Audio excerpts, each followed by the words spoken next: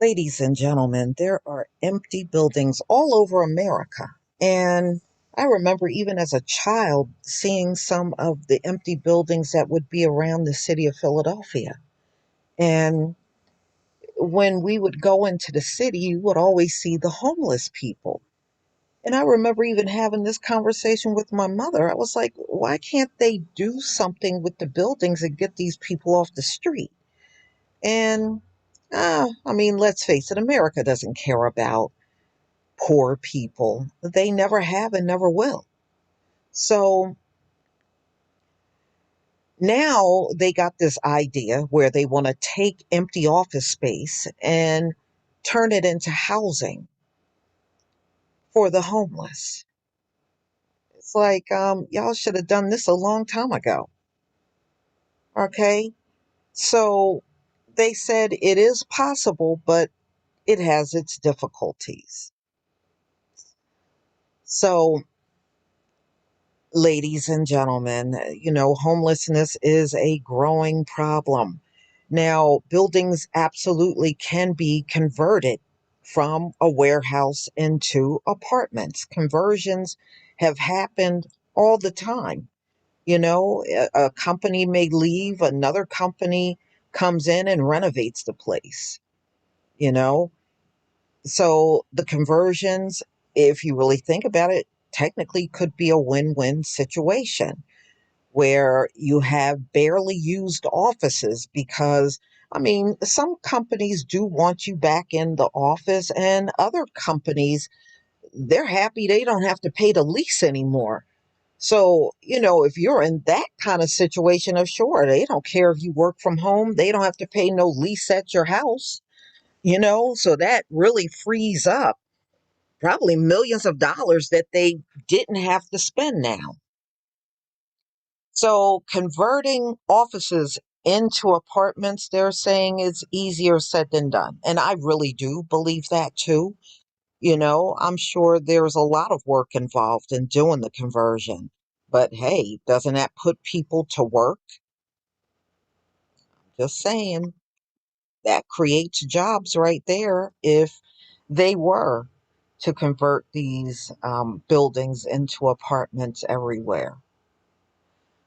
So while it's easy to imagine the process behind conversions, like adding walls and plumbing, and they said it could get complicated. So city centers are struggling to fill the gap left by commuters who now they don't come in the office, or you have a lot of people that only come into the office just a few days a week. They're not there every day. So these workers are patrons of downtown businesses and restaurants to dry cleaners. Without them, offices are desolate and businesses are shuttering. To save these downtown city areas, trying to turn unused office space into housing. San Francisco, they said, is a good example of a lot of building availability being all around the city. So all they have to do really is change the building code from a commercial space to residential. So in DC, the mayor is putting more money into tax relief programs for office conversions. Even in New York, where many companies have office vacancies becoming a problem, office vacancy in Manhattan rose 15%, according to real estate investment firm CBRE. The commute has crushed a lot of people's willingness to trudge into the office every day. Yeah, I knew that. Man, when the pandemic hit and they start allowing people to work from their homes, I knew right then and there it was going to be a struggle getting people back in the office, and it is. People are still fighting against it even to this very day. So buildings that are catering to people, making it excited to come back to office or easy to come back to the office are winning. Uh, as demand for other office buildings decrease, Hines is considering an office to apartment conversion project. The alderman said the company is an actively bidding on property. So, look like Hines is in the business of converting buildings. So, not too many rules and not enough incentive. So, converting an office building into a residential space, they said, is difficult, and that when the building is already has the right structure to work in, a lot of buildings don't. They are just simply too wide or have the wrong kind of windows, which makes conversion even more expensive. But politics may be a greater factor in the project's success. So, even as cities try to entice developers to turn office buildings into apartments, they've also put up obstacles. In New York, for example, strict zoning rules already impact which buildings, in some cases, how many floors can be converted into housing. Rezoning a property for residential use can be timely and costly. The alderman said approval also requires support from politicians who often add requirements for affordable housing a developer may be unable to afford.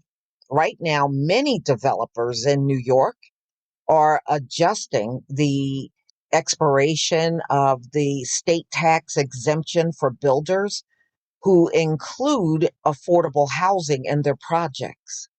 The exemption play a large role in multifamily housing construction in the city. So according to a study from NYU, 70% of multifamily properties built from 2010 to 2020 took advantage of the tax exemption. Alderman said he hopes that it is reinstated.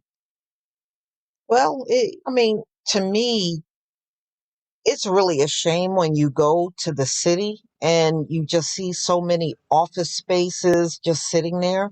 And sometimes you can see it just walking past on the street where you see on the ground floor, that part of the office space is empty, you know? And I think America, in my opinion, threw up too many buildings.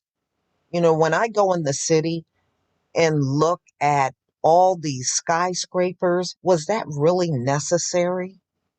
I just think it's too many. It makes the city too congested. It looks like a concrete jungle. It doesn't even look good or even flattering, in my opinion. So, it really is a good idea, you know?